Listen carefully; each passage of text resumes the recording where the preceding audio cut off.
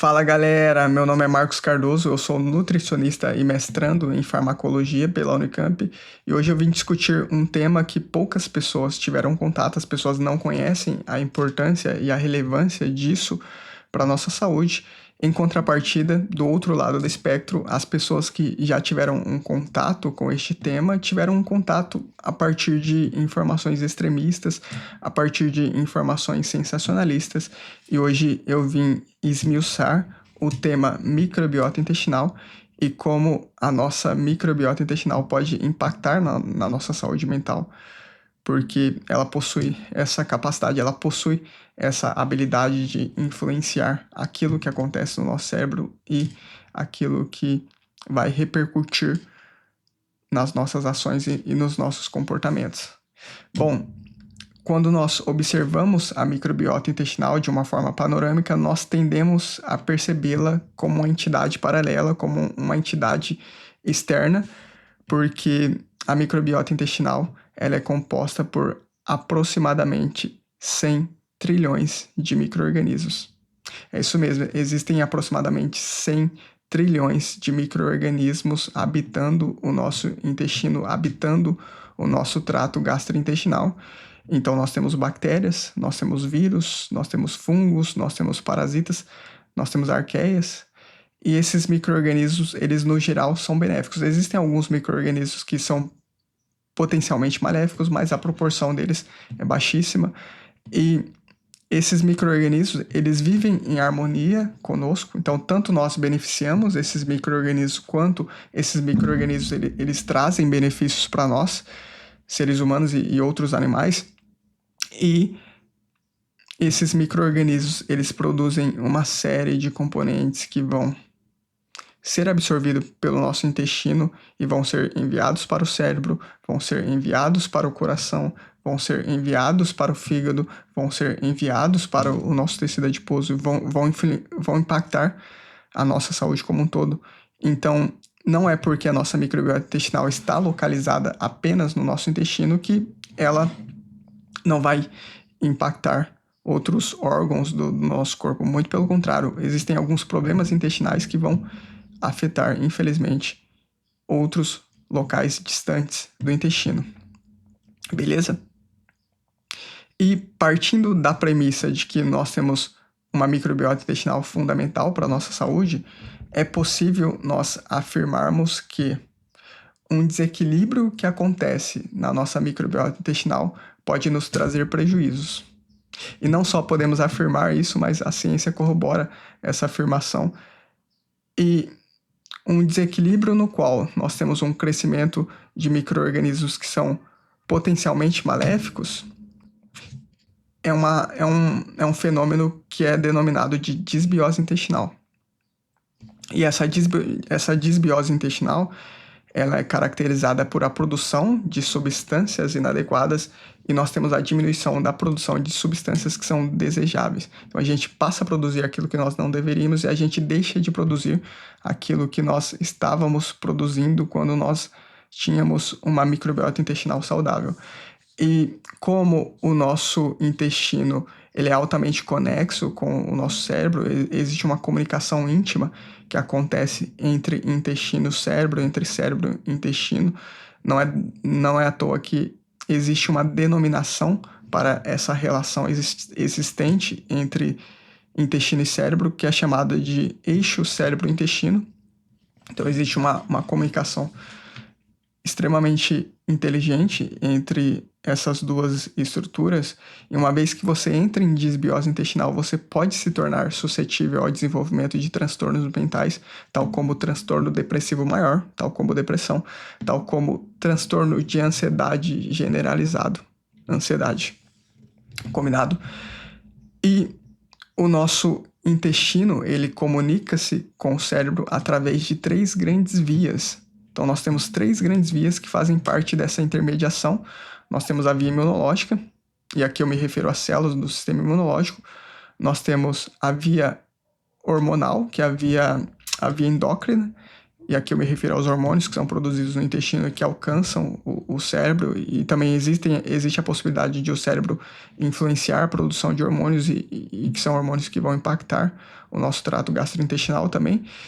Existe uma terceira via, que é a via neural, e aqui nós temos como componente o nervo vago, que é um nervo robusto que permite com que essa comunicação aconteça de uma forma direta, e através dessas três grandes vias nós temos essa comunicação.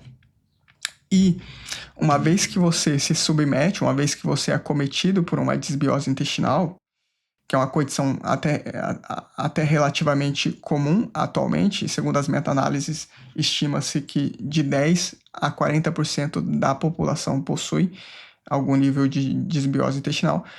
Entretanto, muitas vezes essa desbiose intestinal é assintomática, muitas vezes ela não manifesta qualquer tipo de sintoma, então as pessoas possuem desbiose e não têm noção disso, mas as repercussões, elas podem acontecer, as repercussões negativas de uma desbiose intestinal pode acontecer mesmo que você não saiba que você possui uma desbiose intestinal. E uma das consequências comuns de uma desbiose intestinal é a perda da integridade intestinal, é o aumento da permeabilidade do seu intestino, porque o seu intestino, cara, é fundamental que ele seja íntegro, que ele seja altamente seletivo, porque uma vez que ele perde essa integridade, essa seletividade, você deixa passar coisas que não deveriam passar para dentro da sua circulação. E por que que o intestino ele precisa ser íntegro? Cara, durante a nossa vida, nós consumimos aproximadamente 20 toneladas de alimentos, e esses alimentos eles não trazem apenas nutrientes, mas eles trazem também toxinas, eles trazem micro-organismos, eles trazem bactérias, fungos e etc.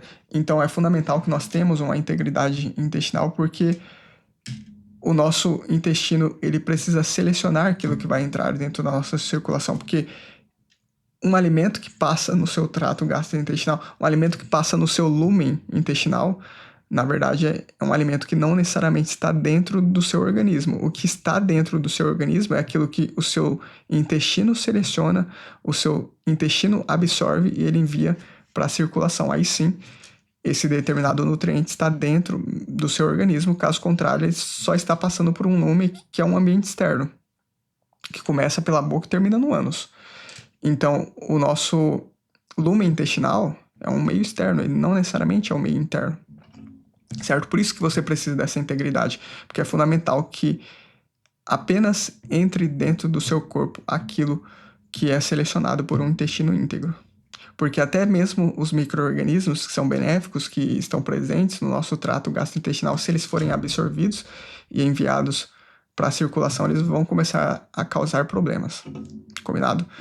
Então, em uma desbiose intestinal, você perde essa integridade, e pessoas que possuem desbiose intestinal, elas produzem muito de um componente que é chamado de LPS, que é um componente que é um fragmento de uma bactéria gram-negativa, e quando você produz isso de uma forma exacerbada e esse componente ele está continuamente sendo absorvido pelo seu intestino, esse componente ele é imediatamente percebido pelas células do sistema imunológico, que vão se ativar e que vão recrutar outras células para um possível combate, porque esse LPS é um fragmento bacteriano. As células do sistema imunológico, elas foram desenvolvidas com a finalidade de combater justamente bactérias, justamente componentes que possam comprometer a nossa saúde. Então, quando ele percebe um LPS, quando essa célula ela percebe que existe um fragmento externo que não pertence ao corpo humano, ela se ativa e ela passa a liberar muitos mediadores inflamatórios, ela passa a contribuir para um cenário mais pró-inflamatório no seu corpo, visando o combate. E se essa produção exacerbada de LPS não cessar, você vai estar continuamente ativando as células do sistema imunológico, você vai estar continuamente liberando esses mediadores pró-inflamatórios, tal como as citocinas pró-inflamatórias, e você vai ter repercussões a nível cerebral, porque essa inflamação ela vai acontecer também no seu tecido cerebral. Porque o seu tecido cerebral, é importante que ele tenha essa inflamação acontecendo ali, porque o seu cérebro ele precisa ser protegido. Mas quando isso acontece de uma forma sustentada, você acaba prejudicando uma série de funções de responsabilidade do cérebro, você altera a neuroquímica do cérebro.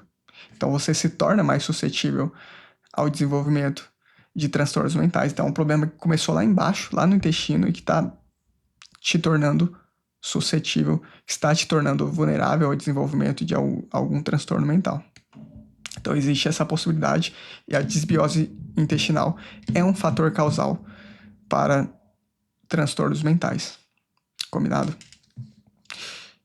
Existe uma célula do nosso sistema imunológico que é especializada no tecido cerebral, que é chamada de célula da micróglia. E essa célula da micróglia, quando ela entra em contato com essas citocinas pró-inflamatórias, com esses LPS, ela produz também muitos mediadores inflamatórios. E se isso se sustentar no tempo, você entra em um estado de neuroinflamação, que é um estado no qual você possui alguns prejuízos no funcionamento cerebral, porque em um estado de neuroinflamação, dentre os problemas advindo dessa neuroinflamação, existe um prejuízo na síntese de fatores de crescimento neuronais, tal como o fator neurotrófico derivado do cérebro. E esse fator neurotrófico derivado do cérebro, quando ele é sintetizado de uma forma diminuta numa estrutura que é chamada de hipocampo, você pode comprometer a sua saúde mental, porque o hipocampo ele é um grande regulador das nossas emoções. Então você compromete ali uma estrutura que possui a responsabilidade de regular suas emoções. Combinado? Então é um prejuízo que nós devemos evitar. E pessoas que são acometidas por essa neuroinflamação, pessoas em estado de neuroinflamação, são pessoas que provavelmente possuem uma maior suscetibilidade a uma diminuição ali do BDNF a nível de hipocampo. Uma outra consequência é a diminuição da sinalização serotoninérgica, e a serotonina é um neurotransmissor que possui relação com a sensação de calmaria, com a sensação de bem-estar. E uma vez que você compromete a serotonina, você pode colocar em xeque a sua capacidade de interpretar bem-estar, a sua capacidade de interpretar calmaria. Combinado? Uma outra consequência é a produção de cortisol. Então você passa a produzir muito cortisol, que é considerado o hormônio do estresse, na verdade. Na verdade, é o hormônio que permite com que você responda efetivamente aos estímulos estressores, mas que, quando produzido continuamente, pode trazer alguns prejuízos a nível cerebral e pode te tornar suscetível ao desenvolvimento de transtornos. Então existem uma série de implicações que podem vir em decorrência dessa neuroinflamação, que é uma neuroinflamação que é potencializada pela micróglia. Cara, existe um trabalho que foi publicado na Molecular Psychiatry, que é uma das revistas mais conceituadas em neurociências, em que os pesquisadores dividiram camundongos em 3 grupos. O primeiro grupo era o grupo de animais germ-free, eram animais que não possuíam microbiota intestinal. O segundo grupo era o grupo de animais que a priori eram germ-free e posteriormente tiveram a colonização de seus intestinos. E o terceiro grupo era o grupo de animais convencionais, animais normais que sempre tiveram microbiota intestinal. Os pesquisadores, eles inspecionaram que os animais germ-free, eles tiveram o desenvolvimento de um determinado subtipo de micróglia que possui relação com Alzheimer, que possui relação com a depressão. Então, nós temos vários subtipos de micróglia. Dentre os subtipos, este subtipo ele é encontrado em indivíduos que possuem depressão, em indivíduos que possuem Alzheimer. Ele é encontrado de uma forma mais presente, vamos dizer assim, quantitativamente maior. Beleza? Então, parece haver uma associação entre desenvolvimento da microbiota intestinal e desenvolvimento também da micróglia. E esse estudo permitiu nós observarmos essa possibilidade, esse co-desenvolvimento. Beleza? Um outro estudo que eu acho bastante interessante foi um estudo de transplante de microbiota fecal, que é basicamente você coletar as fezes de um animal e introduzir em outro animal. Geralmente a gente faz isso por gavagem, a gente administra diretamente na boca do animal. Isso vai gerar uma repercussão a nível intestinal. E os pesquisadores eles fizeram o seguinte: eles coletaram as fezes de 34 indivíduos que possuíam depressão e 33 indivíduos saudáveis e introduziram essas fezes em ratos. E eles perceberam que os ratos que receberam a administração das fezes dos indivíduos que possuíam depressão foram ratos que desenvolveram comportamentos do tipo depressivo, foram ratos que também, além de desenvolverem comportamentos do tipo depressivo, eles tiveram alteração no BDNF, tiveram alteração no cortisol, tiveram alteração na sinalização serotoninérgica, no neurotransmissor serotonina, eram animais mais inflamados. Então essas foram as repercussões encontradas neste experimento. É um experimento bastante interessante. Uma outra coisa que eu gostaria de discutir com vocês, que não, na verdade agora não é um trabalho científico, mas é uma síndrome que acomete aproximadamente 9% da população, de 8 a 10% da população, que é a chamada síndrome do intestino irritável, que é uma síndrome que é caracterizada por uma disbiose intestinal em que o indivíduo perdeu a sua integridade intestinal. E o interessante é que pessoas que são acometidas pela síndrome do intestino irritável são pessoas que não apenas manifestam alterações intestinais, elas não apenas apresentam sintomas intestinais, mas elas também apresentam sintomas comportamentais. Elas possuem a maior reatividade ao estresse, são pessoas mais ansiosas. Existe uma maior prevalência de depressão e ansiedade em indivíduos que possuem síndrome do intestino irritável.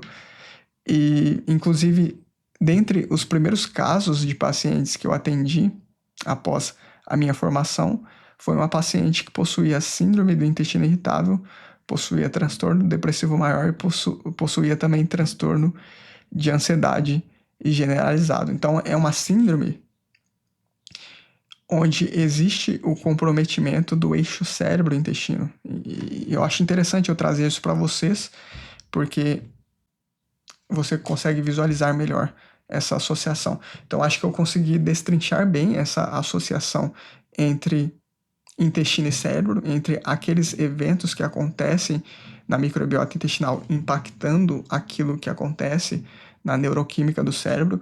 E agora eu vou conversar com você a respeito do desenvolvimento e dos fatores que podem impactar tanto positivamente quanto negativamente a nossa microbiota intestinal.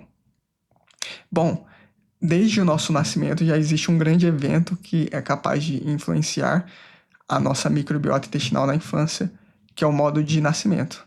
Por exemplo, se você nasce por parto normal, é diferente de você nascer por parto cesariano do ponto de vista de microbiota intestinal, porque se você nasce por parto normal, você tem um primeiro contato com a microbiota vaginal e com a microbiota fecal de sua mãe, e esse primeiro contato permite com que você tenha uma colonização microbiana semelhante aos micro-organismos que você teve contato neste primeiro momento. E se você nasce por parto cesariano é diferente, porque você perdeu este primeiro contato com micro-organismos que estão no corpo de sua mãe e você acaba tendo mais contato com micro-organismos hospitalares e você acaba desenvolvendo uma microbiota intestinal menos abundante, menos diversa.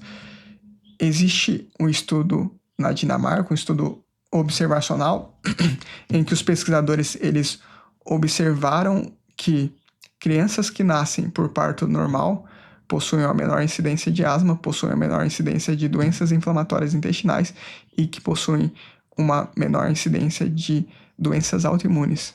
E este foi um estudo observacional realizado com cerca de 2 milhões de crianças. Eles perceberam essa associação. Existem vários outros estudos que mostram essa associação entre você nascer por parto normal e você ter mais saúde em comparação a quem nasce por parto cesariano.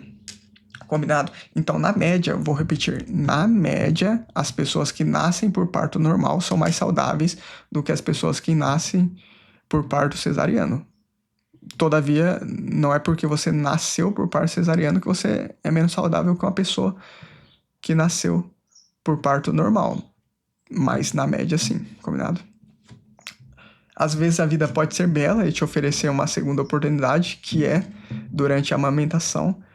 E é importantíssimo que você amamente pelo leite materno, porque quando você amamenta pelo leite materno, você acaba tendo contato com uma série de compostos, uma série de nutrientes que vão favorecer o desenvolvimento saudável da sua microbiota intestinal.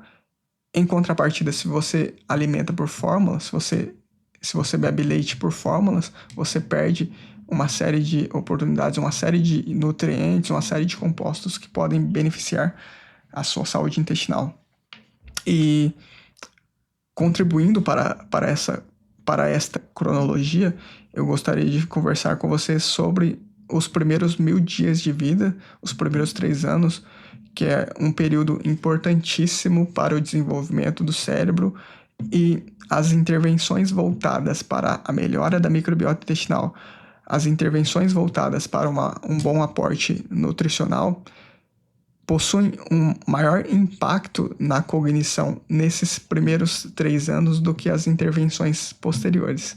Então, essa é uma janela de oportunidades assim importantíssima. É fundamental que nós aproveitemos essa oportunidade, porque isso pode impactar para o resto de nossas vidas. Então, você ter um bom aporte nutricional, você ter uma microbiota intestinal saudável, evitar antibióticos, ter parto normal, amamentar por leite normal, ao invés de amamentar por fórmulas, você se alimentar bem durante este período, consumir bastante frutas, bastante legumes, evitar o consumo de alimentos industrializados e alimentos que possuem muito açúcar e gorduras.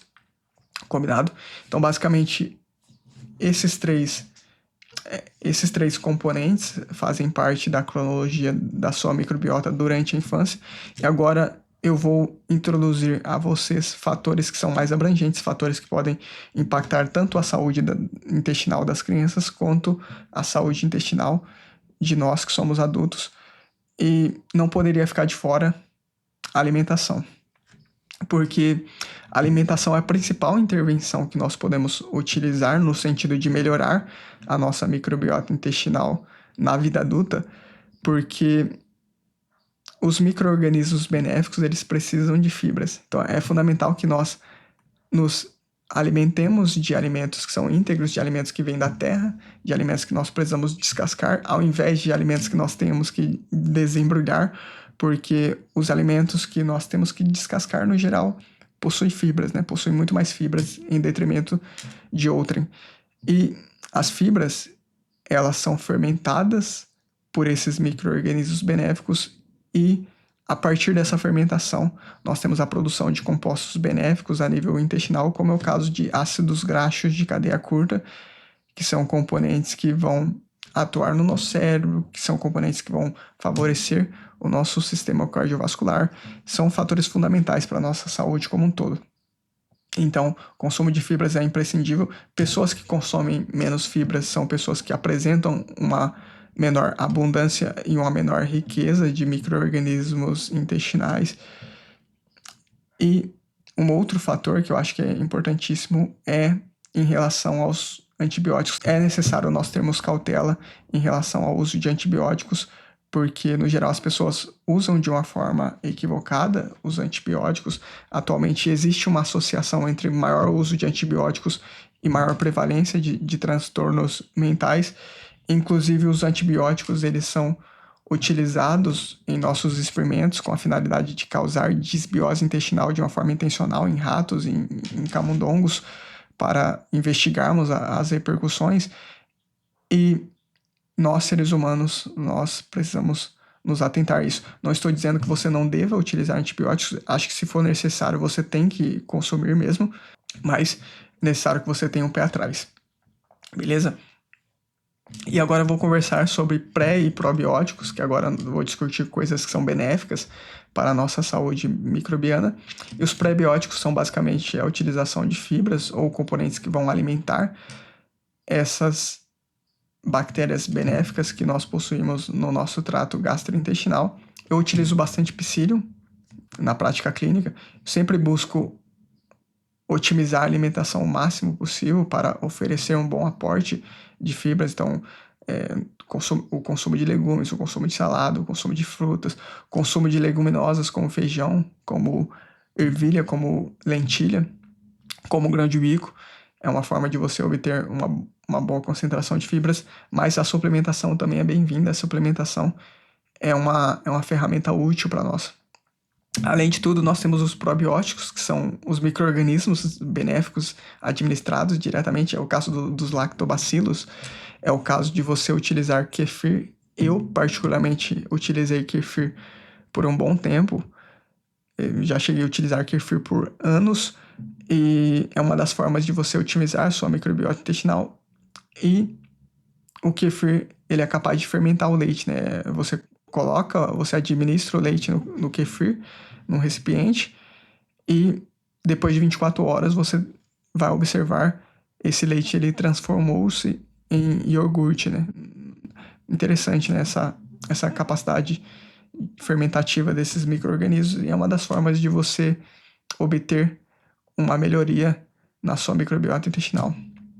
Combinado? E basicamente era isso que eu gostaria de trazer para vocês. Eu quero que vocês tenham em mente o seguinte: a microbiota intestinal, a disbiose intestinal é apenas um fator causal para o desenvolvimento de transtornos mentais. Existem fatores causais que são muito mais impactantes do que as alterações que acontecem na nossa microbiota intestinal para o desenvolvimento de transtornos mentais. Por exemplo, fatores mais impactantes: traumas durante a infância, suscetibilidade genética, por exemplo, são fatores que influenciam de uma forma muito mais potente o desenvolvimento de transtornos mentais do que uma disbiose intestinal. Mas ainda assim, a microbiota deve ser levada em consideração, porque um desequilíbrio microbiano pode ser o estopim necessário, pode ser a faísca necessário para o desenvolvimento de transtornos mentais, infelizmente. E é necessário nós também termos cautela em relação a isso que eu trouxe para vocês, porque a maioria dos estudos que eu trouxe foram estudos que foram conduzidos em ratos. Nós temos uma grande dificuldade em translacionar esses estudos para seres humanos, porque o que nós podemos realizar em animais, nós não podemos realizar em seres humanos. Nós não podemos, por exemplo, induzir uma disbiose intestinal de uma forma intencional e avaliar as repercussões disso em um ser humano. Isso é totalmente antiético, isso não deve ser feito. E, de fato, existem lugares que a ética entra e que a ciência não vai entrar.